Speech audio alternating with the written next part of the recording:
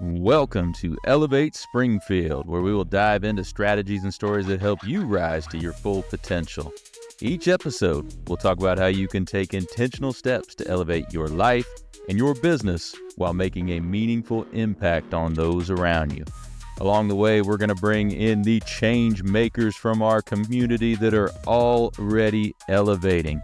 We'll bring the actionable strategies, you bring the discipline and follow through, and together, we can elevate Springfield. All right, let's go, y'all. Time to 10X. Hey everyone, welcome to NextGen on Elevate Springfield. I'm Ellie and I'm here with my dad, Robert. Together, we're talking about what really matters to teens today. From school and skills to pressure, purpose, and possibilities, we'll share honest conversations, practical strategies teens can actually use, and a little dad-daughter debate. This is about listening, learning, and growing. Together, let's elevate the next generation. Hey, Springfield, when it comes to reliable, high-quality roofing, you don't want to leave things to chance. That's why you should reach out to Acosta Angeli Roofing, your local roofing expert serving Springfield and surrounding communities. From quick, dependable repairs to full replacement, from residential to commercial, they are your trusted pros. Call them today at 217-993-2748 or visit their website to book your free quote and inspection. Don't wait. A little leak now could lead to major damage later. Trust the local experts, protect your home, and get peace of mind with Acosta Angeli Roofing. And we're back. Welcome to another episode of Next Gen. I'm Ellie, and I'm here with my dad. Let's go. Excited to be here again, Ellie. As all of you will recall, this segment is all about, hey, what's important to teens, maybe some dad-daughter debate here, going through some of the issues when it comes to parent-child relationship, stuff like that. And then also a lot about education, some things that we can do to help give teens in our area some actionable strategies that they can use in their life as well. So excited to get going here again, Ellie. Tell us, for those that missed last week's segment, give us some of the main takeaways from that one.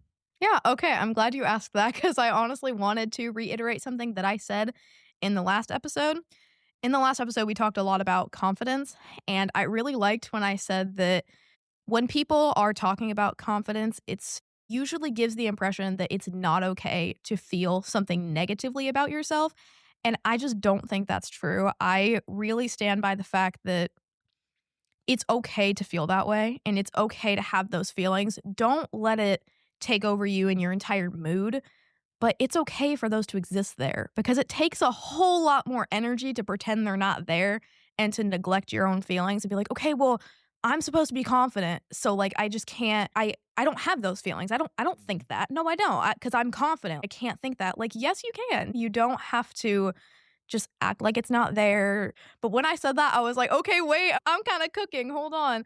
I think that's important, and I think it's important for people to know because it takes so much effort to be like, okay, well, I don't feel that. Yes, you do. You don't let it take over your entire being all the time. Yeah, no, that's a really great takeaway because confidence isn't the absence of self-doubt. You could still, doubt yourself and your abilities and things like that, but it's pushing through. Some people liken that to bravery too. So bravery isn't the absence of fear. You can still be scared, but it's pushing through despite that fear. So yeah, that was a really great takeaway. I love that. Thank you. So, and I think some of that social media stuff is going to relate to what we're talking about today in certain aspects too. So Ellie, what do we have on tap today? What are we tackling? Well, today we're going to be talking about teens wanting independence versus parents with trust and wanting to trust their teens / their children. I think it'll be interesting to unpack and talk about. Yeah, and I think there's a lot there, especially for teenagers. I think probably in your younger years, you didn't think too much about it. Hey, that's just mom and dad's rules. That's just what we do and whatever. I mean, to a degree, right? I mean, let's not go too far. Let's not fib. I mean, right. I mean, maybe when I was like 8, maybe. That's true, but yeah. then when I got a little bit. In your really young days, I guess. But yeah, as you got older and especially as you become a teenager. I mean, you are right for whenever I didn't have like my own device, like whenever I was like watching YouTube or something when I was like 5 when I was watching my doll videos. Yeah, I wasn't thinking much about it. So you are right, 13. Yeah, so I mean, as you get older, you want to have more independence. You want to be able to make your own decisions. You understand to a degree why parents have their rules and all those things, but also I would imagine you want the trust in you to know that you're not going to be doing stupid stuff out there, and know that we can trust you to handle yourself well Yeah. without having to be completely so strict with every little thing. Yes. And Right. to add something to that is that one of the constant like back and forth is usually that the teen is like, I want you to trust me. And the adult is like, I trust you. I don't trust everybody else. Mm. And then that just like shuts it down. So it's like, okay, well, that's not something I can control. But I honestly, it is. Because it's like if someone's messing with you online, guys, there's something called the block button. You just Mhm. gotta be smart enough to push it. Like people can't mess with you online as long as you're letting them. Right. So I think the trust does come from trusting your kid to handle it in that way. I understand where the parent is coming from, being like, okay, well, I trust you. I don't trust anybody else. But I feel like that is more understandable in actual real life in-person situations. Yeah. Like, okay, well, yeah, I trust you not to talk to strangers, but I don't trust strangers not to pick you up and kidnap Right, you to type come in- thing. right. You can't really do much about that. But I think online is a different thing because you have very many things you can do for it. So I do think it all whittles down to the trust in the kid to be smart enough to make those decisions and just do it. And I think a lot of times people, they understand the safety stuff in person, but maybe they talk more about the online safety stuff. They Mhm. really get into it and take that more seriously than sometimes the in-person Yeah. safety issues from what I've seen. Yeah, I think so. And I think obviously it's important to talk about the online issues, but I feel like we harp on it so much Mhm. when it's like, okay, we get it. We know. We know we're not supposed to give out our address or like our social security number online. Like, yeah, we Right. get it. We know. But then it's like in person, there's still not much you can do if you get kidnapped. So it's like, it kind of just. Well, yeah, but I mean, obviously there's a safety procedures to do, but I mean, if some big buff guy comes and snatches me up, it's like, okay, I'm cooked. Sorry, guys, I'm out. Like, right, that's, but you but know. that's why you have the conversation beforehand about noticing Yes. your surroundings, I knowing think we who's should harp around on you, that and knowing more. where your exit points are at and what you can do this time or that time. Yeah. Recognizing who's around you and trying your best to not put yourself in situations that Make might be a yourself little a more victim, that yeah. might be a little more risky than others. Yeah. You can't of course prevent everything, Mhm. but you can hopefully mitigate some of the risk by doing some of the right things. Yes, I think talking more about, like, the in-person, like, being aware of your surroundings, making sure you're just very, like, alert is Mhm. more important than, like, the online things. I mean, they both obviously have a place in conversation. They both have their things because the internet can be dangerous, but again, I think it just does whittle down to, like, how much you trust your kid to handle that situation. Like, if somebody's being a creep, you just block them. That's it. Then Yeah, they're gone. They're You gone. block them and you make sure you're not putting anything out there that's going to show, hey, this is where I live and this is where I'm going to be at a certain time. And Yeah. this is where, making it a point to show exactly where you're going to be at a certain point if somebody is trying to stalk you or be around, Yeah. stuff like that.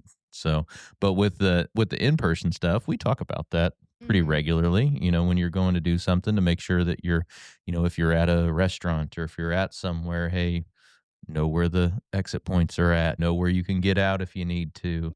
Keep an eye toward the doors so you see people coming in first before something were to happen. And I think a lot of times when it comes to the trust and the safety issue, when it comes to trust and then the kid wanting more responsibility or more trust in them, it's the safety aspect for the parent. Yeah. The parent feels like they need to do everything. They might need to be strict to be able to ensure the safety of their kid. Yes. Right. Which also comes down to, like, the parent thinking that they can control what's gonna happen and control everything, which obviously is a natural thing. I do the same thing with Adeline sometimes where I'm Yeah. like, "Okay, if I can control every outcome, then nothing will happen." But it's like, what's gonna happen is gonna happen. Obviously, we can do everything to try and prevent it, but it's like, I think it stems from the parent wanting to prevent everything, which is obviously, I mean, you're my parent. You want Right, yeah, you and want me to be safe and you yeah, and want that's everything the- good for me, but I think that's what it comes from. Right. And that's probably the hardest part because as parents, we want to make sure we're doing everything we can to keep you safe. And if something were to happen and we had it in our mind that we failed to do something to keep you safe, that would be a very, very difficult thing to cope with as Yeah. a parent if something were to happen to your kid when you feel like you could have done something differently to prevent it, whether you could have or not. That would be a very, very difficult thing to cope with. And I think that's what parents struggle with a lot is where's that line between trusting and safety Yeah. and giving a little, letting the kid go out and make more of their decisions and quite frankly, sometimes make their own mistakes Yes. too, you know? And I think that another thing that is constantly told among teens is that, like teens to other teens, is that the stricter you are, the more sneaky and secretive they're going to get, which I do think is true. I do think that the more strict you are, the more the kid's going to sneak around. They're going to find a way around anything. And I feel like with those things, I feel like monitoring is good and obviously putting your foot down on some things, but you got to let them do some things. Right. And then if they make a mistake, then it's like, okay, let's talk about it. It's fine. Like now we know. I work with 4-year-olds, right? You will tell them the same thing till you're blue in the face over and over again. They don't listen. They just fell. Oh, they just slapped another kid. Sometimes you got to let them make their own mistakes and then they come crying to you and then it's like, okay, see, that's why we don't do that. Obviously, we tell them, hey, don't do that because it's going to end up like this, but you got to let them do some things and it's going to turn out a certain way. And then that's how you learn lessons. Like, Yeah. you can't just shelter your kids so much to the point where they're just out of touch with reality because then that's even worse for Mhm. them. Yeah, that's the human experience. When you make mistakes, you make bad choices, you learn from them and you move on. Do you ever feel like you growing up that you had to learn the hard way sometimes? Where you think of a time when you were a little too hard-headed maybe and you're like, "Yeah, I got to learn the hard way here." Well, you ended Yes. up learning the hard way? Yes, many times. I don't have an exact example, but trust, yes. And yeah, I think you and I are similar in that aspect. You know, when I was your age, I could be pretty strong-willed. I'm a relatively laid-back person, but when I put my mind to something or when I make a decision, that's what is going to happen. Yeah, yeah. So, and I was like that as a kid too. Your grandma tells the story of like my first year of kindergarten. Yeah, she tells me this story. My first day of kindergarten. Do I know the story? I don't know. I don't know if I've ever told you or not.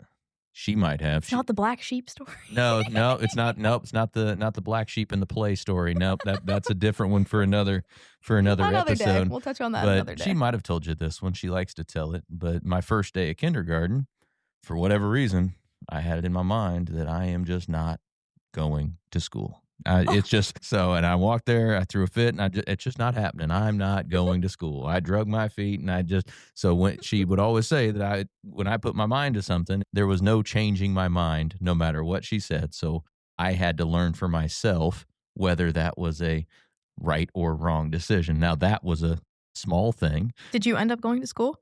No, not that. I mean, eventually Yeah, I've never heard this story. Actually. Eventually, I ended up going to school, but yeah, she tells me how hard-headed I was for that first part. And I think I've gotten better with that over the years, but You don't throw fits anymore? no, I don't throw fits anymore. At least it's been a long time since I've thrown a fit. Have you ever seen me throw a fit? I don't know if I have or not, I but don't know. Yeah, all the time. yeah, every day, Constantly. right? Just Consistently. constant fit thrower here from Robert. So, but no, over the years, I think I've gotten better at that. But early on, yeah, I was, like I said, very laid back until I said, no, this is what's going to happen for me. This is my decision. And then there was no turning me around. But I take feedback and I talk to criticism and all that stuff much better than probably I used to as a kid. Yeah. So do you feel like you take feedback well and feel like you learn from those experiences where you might have been a little too hard-headed? Yes, definitely. We could go into a whole thing about feedback with me, how I feel like, obviously, I respond to, it depends who it's from, honestly, and it depends what you say. Mhm. But yeah, I feel like I'm very open to feedback. Again, it depends who it's from. I mean, if it's from Adeline, then absolutely not. But Oh, that sisterly rivalry. I Yeah. love you, sissy. I know you're not listening to this, so I really don't have to say that. No, but, I don't think you know, I don't think no, she's she's listened to a not. single episode. No, she's so. not. But yeah, definitely. I think I listen and am open to feedback. But it's like when I know I'm right, I'm like, okay, full stop. Let's not do that. No, let's pause. No, incorrect. No. Yeah, maybe you got that from me. Who knows? Yeah, I think I did, but I think I'm very in tune with my emotions a lot of the time too. So whenever somebody is talking to me about something, And sometimes I don't know how I feel, and that kind of scares me because I'm like, wait, I always know how I feel. So Right. what's going on? Yeah, you are very emotionally in tune with yourself, definitely. Well, thank you. I feel like when people are speaking to me and giving me feedback on certain things, I'm like, I know what's going on over there, so like I don't really need to touch on that anymore. But yeah, I am open to feedback, and I'm like, yeah, I get where you're coming from. I totally feel that. I also think I'm very much like that in like friendships as well. If you come to me saying that I did something, then I'm like, okay, let's talk about it. Let's work it out. Let's get it fixed. Earlier, you mentioned just for a second about monitoring. Mhm. So, how much should parents monitor their kids in terms of their, device usage, where they're at, all those things? Well, I think with the where they're at, I think that's just like a given. Like, why do you care if your parents know where you're at? I mean, I don't know. I also think for me personally, I'm not out on the town ever. So it doesn't really matter if you guys know where I am. I'm at the same friend's house. I'm at home. I'm at church. Like, I'm not fun, guys, but that's okay. You're super fun. Don't put yourself I down don't go like and that. party. In terms of how much should be monitored, I think it's also very important to say that this heavily depends on your kid. And I think it's also important to take a look at yourself too and how you're impacting your kid in that way. Because most of the rebellious kids, it comes from the parent making them feel a certain way. And that's why they're like, I hate you or whatever. But it really just depends on your kid and what they are. Like for me, I feel like you guys do not need to be monitoring everything I do. Nothing's interesting on there. But it really just depends on your kid. I don't think there's a universal thing that you shouldn't be doing. I mean, I don't think you should be looking through your kids' like text messages unless it's with some grown adult or something like that type of situation. But with their friends, unless they're doing something sketchy, again, it's just very situational. It just depends. So very much depends on the situation, the kid, kid the and parent, what's going on, what's happening, all of that sort of things. If you're like me, you do not have to be super heavy on it. It's like, okay, chill out, nothing's happening. But I feel like most teenagers, it shouldn't be so heavily monitored. Just watching what they're downloading or like just the small things or like not small things, but you don't have to look into every single crevice of things, but a couple things you can monitor just to make sure everything's like fine. Yeah. So I mean, but that makes sense. No, it does. And do you feel like we've always trusted you for the most part to make the right decisions? Yeah, I think so. I think I could have gone without so much of the restrictions when I was younger, just because I feel like, again, it's like the make mistakes sort of thing. I think as long as you're monitoring it and then you're like, okay, hey, you went too far. I feel like you don't give the kid a chance before you lock it down, if that makes sense. I mean, obviously, to lock a couple things that are like completely on the other side of the field type things. But if it's just like YouTube, it's like, okay, you haven't done anything yet. With younger kids, it does to like lock it down. I think monitoring is more understandable than locking everything and then having to work your way up from everything because you didn't really get a chance to do anything before it all just got like shut down. Again, it depends on how old your kid is and how your kid is and everything like that. But so do you think being too sheltered is an issue sometimes with people in terms of trust and being able to make decisions? 100%. Like this goes with what you said, but it kind of like goes a little bit out there. With being sheltered, there's just so many issues with that. I've known sheltered people and they judge me for things I do. I think it's very important that you know things and that you're okay with things. I've also found that with sheltered people, it's that everything is taboo. It's like you cannot say anything. Everything is embarrassing. No, we don't talk about that. That's very closed. No, don't. And I'm not like that. I'm very open and I understand that some people aren't. But I think sheltering your kids so much to the point where they're out of touch with reality it's not great. Right. So do you feel like we have been pretty open and honest with you, have more real, maybe even more adult type conversations with you over the years? Yeah, I think so. I definitely think so. I think that's what made me mature earlier than others, just because I've always known things. Like, okay, let's see what type of viewers we have. I've always known about periods. It's always okay. It's a health thing. Why do we care so much? That is one thing that I will always think is not weird. I mean, obviously, because I'm a girl, but it's like, why is it weird for men? It's like, I don't To talk about it, understand you mean? it. Yeah. I don't get it. Even for some girls, they shut it down. And like, y'all, I promise I'm not screaming about periods on the streets. It's literally just having like a back and forth conversation. We talk about this every single day.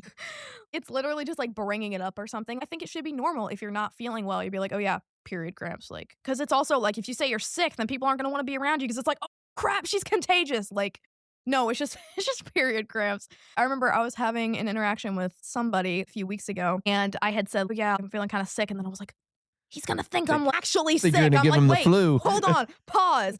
So I was like, wait, stop. It's period cramps. It's not actually being sick. I don't think that that's a taboo thing. I don't think that that's weird. It's literally health. That's just one thing that I've always known about. And I think it's the same thing that it's only embarrassing if you make it embarrassing. It's only going to be awkward and uncomfortable if you make it that way.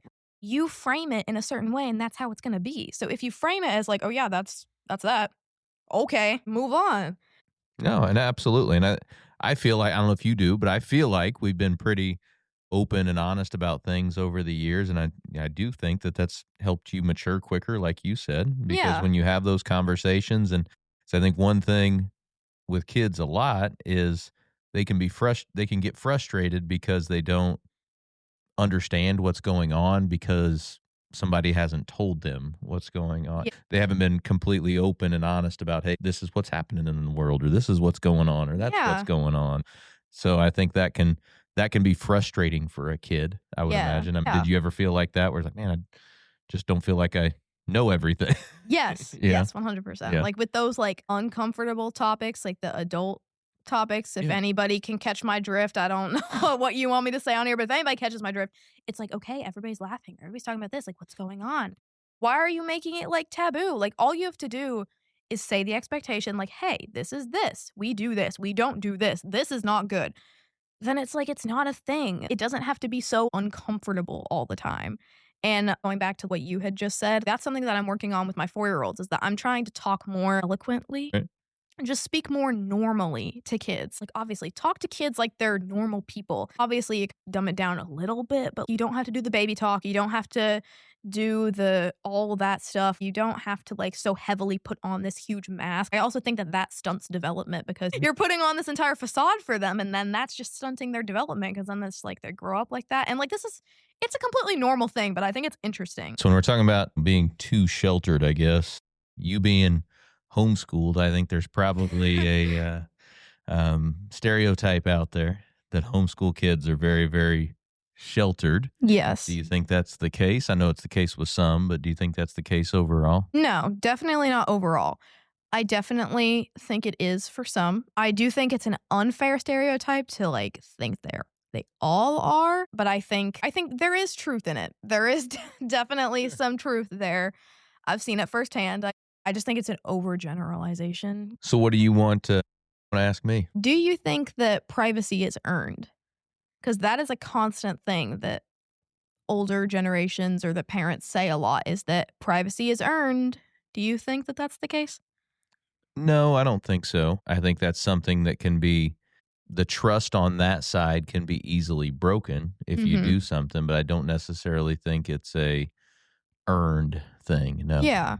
And I also think earned is a weird word because Gen Z also likes to say that like respect is earned. And it kind of gives the impression that you don't have that until you prove you can have that. And that's so weird to me. I completely understand that respect is earned because it goes away from okay, you must respect your elders.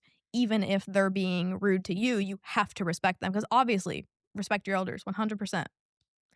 But I think it was the idea that you have to, no matter what. Like, you can't say anything. You have to respect your elders.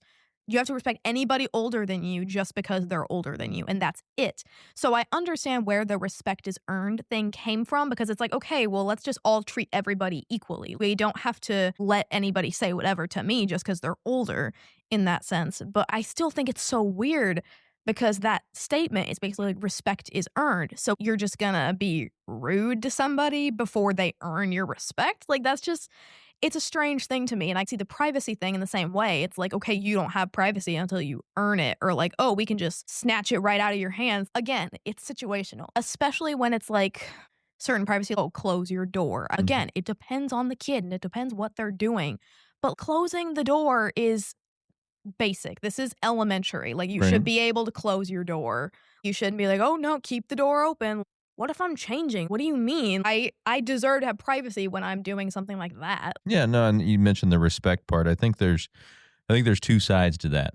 I think we can all have basic human respect for each other, right? And that's not earned in any way. We can be nice to each other. We can respect people as people, right? Yes. And not do anything to outwardly disrespect somebody for no reason, right? I think we can all do that.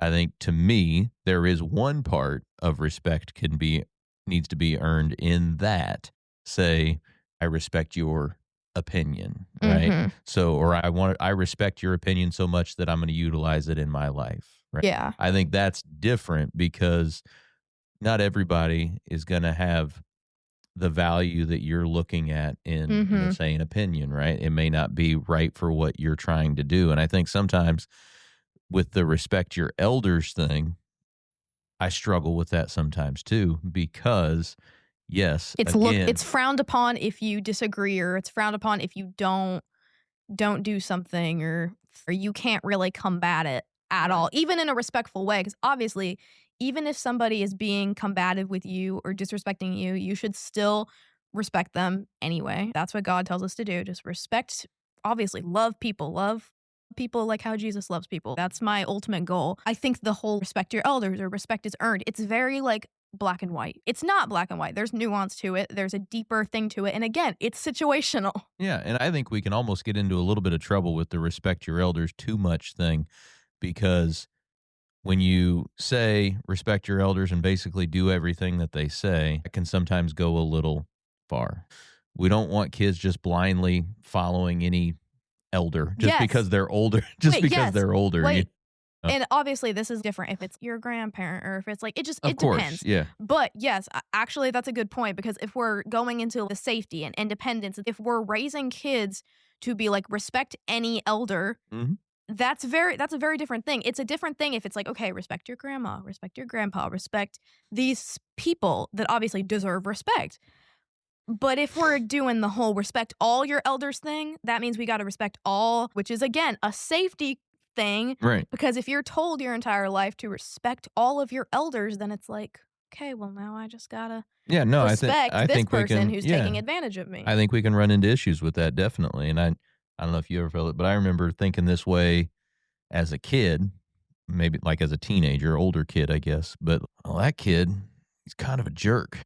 And if he grows up to be a jerk, I don't really need to respect him just because he's an elder, just because he's older than me or something like that. But obviously, basic human respect. Yeah, of course. I respect you as a being, but that does not mean that I have to take your crap, or I don't have to just let you do whatever you want.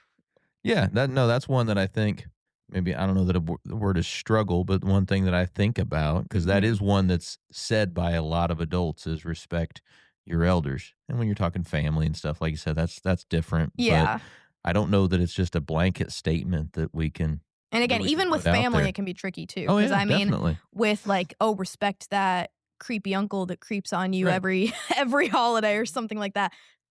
Not targeted. I have no creepy uncles or grandpas. I'm just speaking. Don't look too. I'm just speaking. Do not look too far into what I'm saying. Okay, literally, I cannot relate to any of this, guys. I love all of my family dearly. I respect all of them. I love them. But yeah, it's just very like, again, it's just not black and white. All of these things we're talking about, like last week with our social media thing, I just think all of these sayings, the respect is earned or the respect your elders, it's not black and white. And I feel like when it becomes black and white, then that's when it just gets all muddled. Well, and I think that opens up another conversation that's similar to that is, and I know you don't like this in particular, is when other people try to discipline that are outside of me or your mom, right? I used to really struggle with that when I was a kid because I'd always have other people stepping in to try and tame me or trying to discipline me. And I was like, whoa there.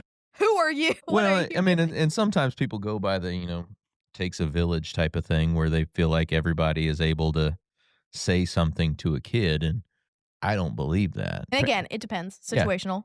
depends. If Yeah. there's something serious going on, of course, but little things, if the parent's around, the parent should be the one that's Especially if the having the parent is also conversation. handling it, Yeah. then it's like, okay, we're good. Right. But Yeah, no, I know that's one thing that you've struggled with at least. obviously, I don't struggle with that much now. Right. But No, not anymore. when I was but younger, that used to make me so yeah, mad. that used to I'd fire be like, you up. and again, I'm not referring to like I was in somebody else's care. It was always whenever I was with my parents and my parents Right. were watching me. I would not like if I was in school, I'd be like, "You're not my mom and dad. You can't discipline me like to the teacher or any other person leading or person in Yeah. power." Obviously, if I was at daycare, I'd listen to Miss Linda, like Right. things like that. But if it's like if I was with my parents and then I'd be like, oh no, don't. Well, and I think part of that too goes to trust because Yeah. you trust us and everything. So it's Yeah. very, very similar there.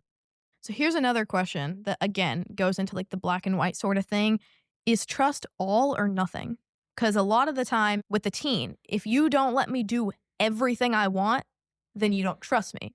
But then with the parent, if you don't lock everything down, then it's like nothing. Does that make sense? Like, is trust, if you have to trust them fully, completely, let them do basically anything to trust them, I guess. I don't think you have to give them completely free reign to show that you trust. Yeah. I think you can have full trust in somebody, but still have some guardrails in place. Yeah. I think the guardrails can be in place while still trusting completely in your kid. Yeah. But I've never been the type to just completely lock everything or keep you out of every little thing. We've always had discussions over the years on, hey, is now the time to, hey, let's unlock that. Let's do this. Let's allow this. Let's allow that. Give you more freedom here, right? Low-key, that was brutal. I was like, dude, when am I going to get Roblox? I had to wait 3 years for Roblox. Right.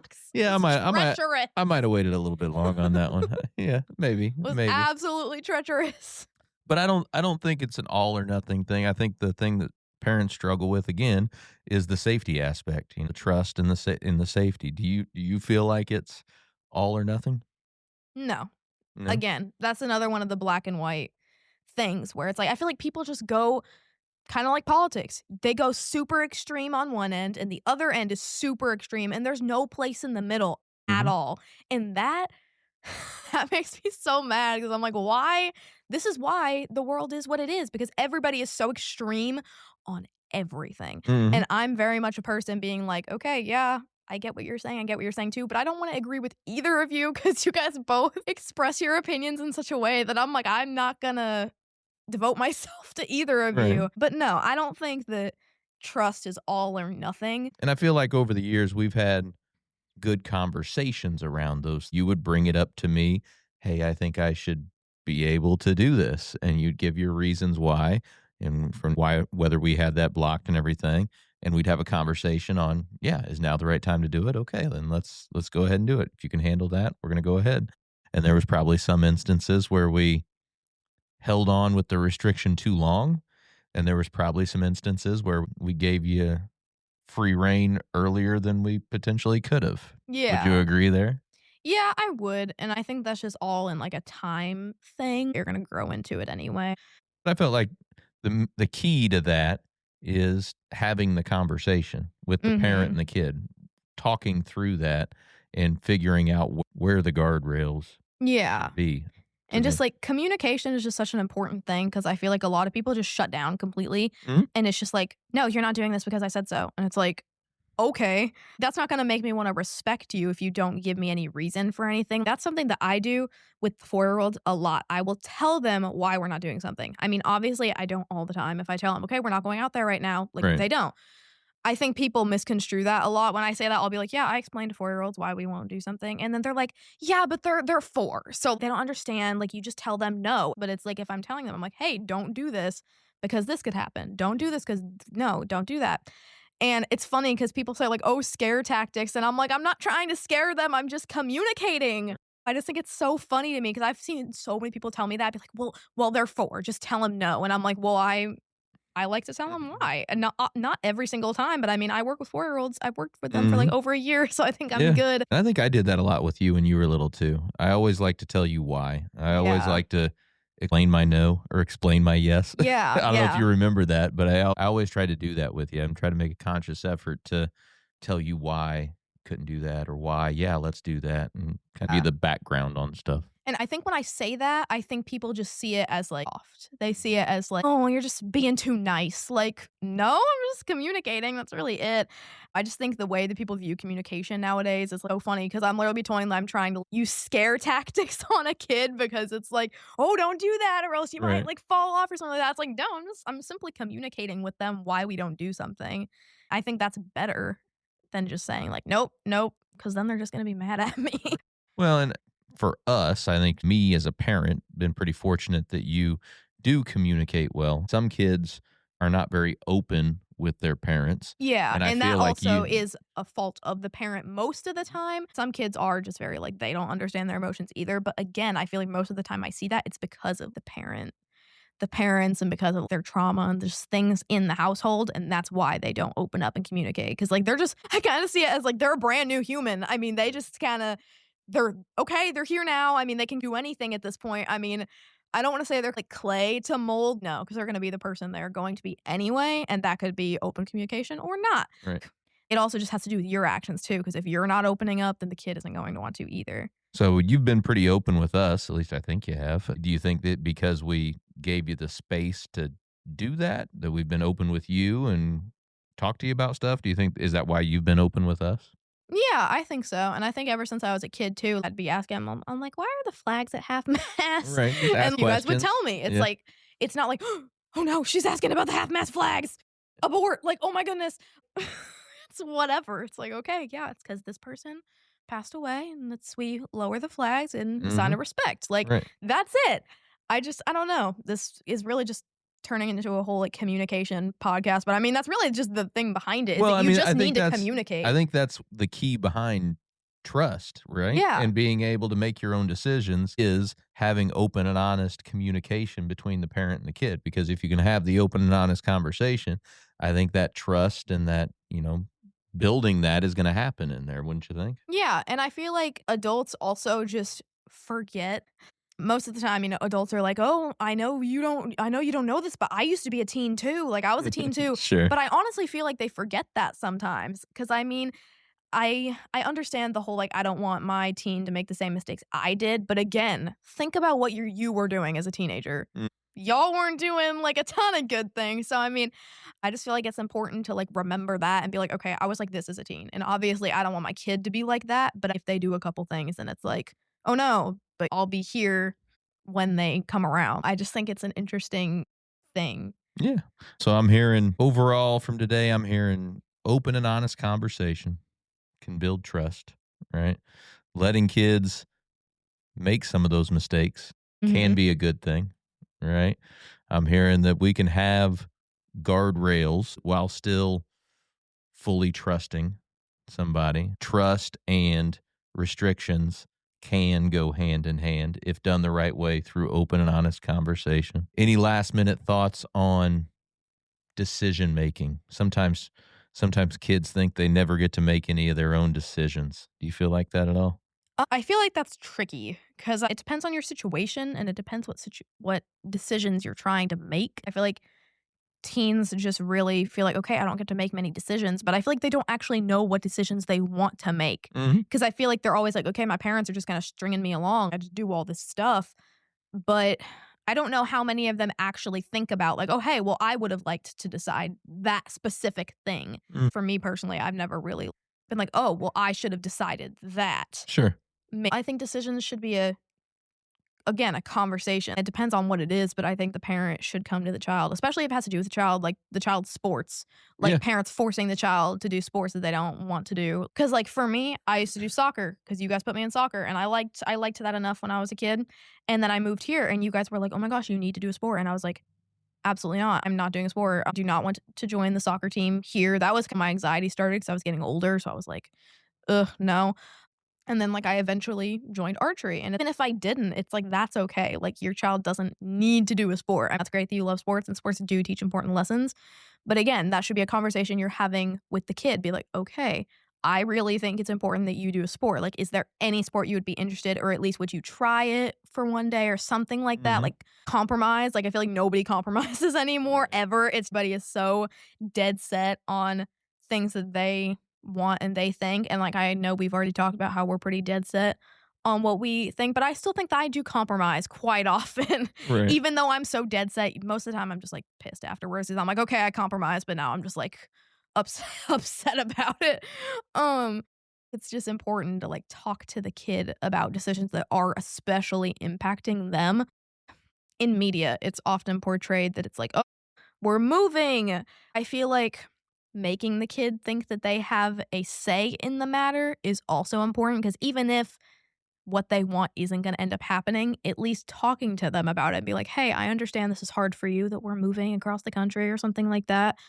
And, I just want to talk to you about it. I think that makes them have more control and makes them feel more heard than just being like, okay, well, what they're going to say isn't going to change the outcome. So just, oh, well. Right. So if you're a teen or an adult out there, just remember that open and honest communication can help in terms of trust and independence. And just remember to listen to each other and listen to the other side. And just remember when you were in a similar position as them. And then that'll help build independence and trust on both ends. So thank you for joining us on NextGen, and we'll see you after the break. Looking for personalized insurance with hometown care? David Hilst, American Family Insurance Agent, is here to help you protect what matters most: your family, your home, and your dreams. Whether it's auto, home, life, business, David and his team are proud to serve the Springfield community with trusted advice and reliable coverage. Local service, real relationships, peace of mind. Call today or stop by their office. They can build your dream protection plan together. Call 217-726-6343. Well, thank you for joining us today, everybody. Appreciate you making us a part of your day. Hey, don't forget, while you're out on social, check ours out. You can check my personal one out at Robert Ferriell, at everywhere. Check out those Elevate Springfield pages, those Big Dog Business Coaching pages as well. Check us out over on YouTube. Give us a subscribe, give us a like or a follow on any of those channels. We would certainly appreciate it. So hey, take what you learned today. You bring the discipline and follow through, and together, that's right, y'all, we're going to elevate Springfield. Be great. When I first walked into Shudokan Karate Club, I was just looking for a way to get stronger, but what I found was so much more. Here we train in traditional karate, the real stuff, passed down through generations. Every punch, every kata has purpose. I've learned self-discipline, confidence, and how to protect myself. Not just in class, but in real life. It's not about being aggressive, it's about being prepared. This is more than a club, it's a way of life. Join us at Shudokan, traditional, powerful, real. Ki-ai!